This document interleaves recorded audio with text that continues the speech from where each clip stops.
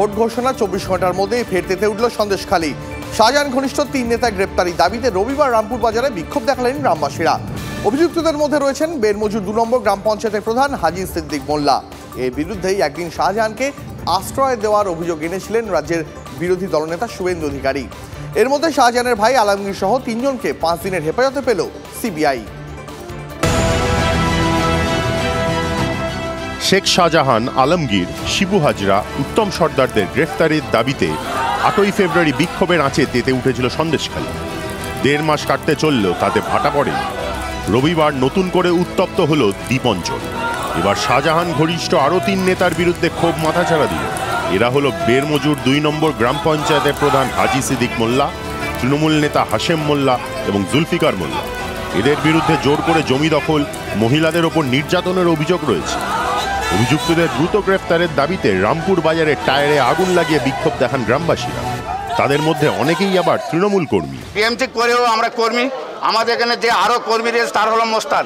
সেই মোস্তানের জ্বালায় আমাদের বাজারে একদম বেরোনোর মতন নেই, আমাদের একটা কথা বলার মতন নেই। এছাড়া আমাদের ভূমিহীনির টাকা আছে 50 বিঘা জমির টাকা, এই পাইক ঘেরে এই 50 বছরের টাকা এখন 1 টাকা কাউকে দেয় না।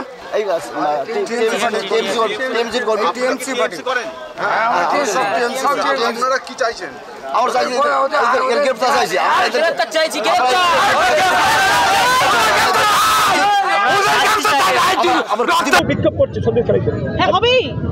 কারণ এখনো পর্যন্ত সবাইকে গ্রেপ্তার করা হয়নি। শেখ শাহজাহান অনেক আছে, হাজার, সেই জন্য এখনো আমরা চাই তাদের বিচারও।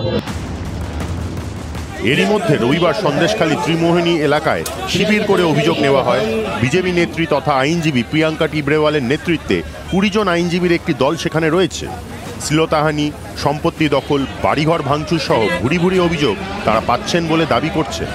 তৃণমূল নেতৃত্বের অবশ্য বক্তব্য, এগুলো উস্কানি ছাড়া কিছু নয়। বসিরহাট নির্বাচনেই এর উত্তর পাবেন বিক্ষোভের মদতদাতারা।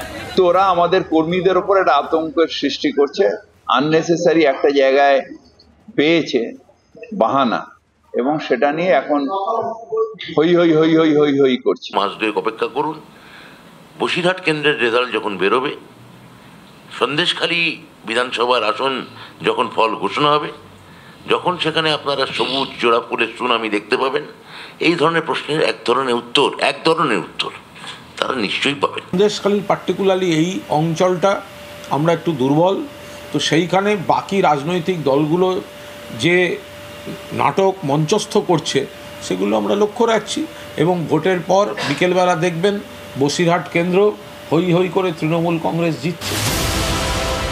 রবিবারই বসিরহাট মহকুমা আদালতে তোলা হয়েছিল শেখ শাহজাহানের ভাই শেখ আলমগীর, তৃণমূল নেতা মাহফুজার মোল্লা এবং সিরাজুল মোল্লা।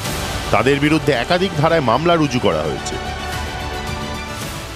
সিবিআইয়ের তরফ থেকে এই যে 3 জন, অর্থাৎ শেখ শাহজাহানের ভাই শেখ আলমগীর সহ বাকি যে 2 জন, তাদেরকে 14 দিনের জন্য হেফাজতে চেয়ে আবেদন জানানো হয়েছিল সিবিআইয়ের তরফ থেকে।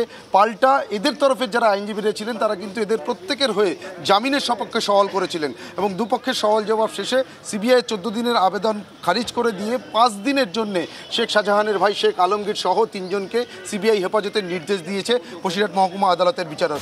কার নির্দেশে ইডির ওপর হামলা হয়েছিল? শেখ শাহজাহানকে গা ঢাকা দিতে কারা মদত দিয়েছিল? আলমগীর সহ 2 জনকে জেরা করে সেই সমস্ত তথ্য জানার চেষ্টা করছেন সিবিআই এর তদন্তকারীরা। সুপ্রিয় গুহ, অর্ণব ব্রহ্মের রিপোর্ট, TV9 বাংলা।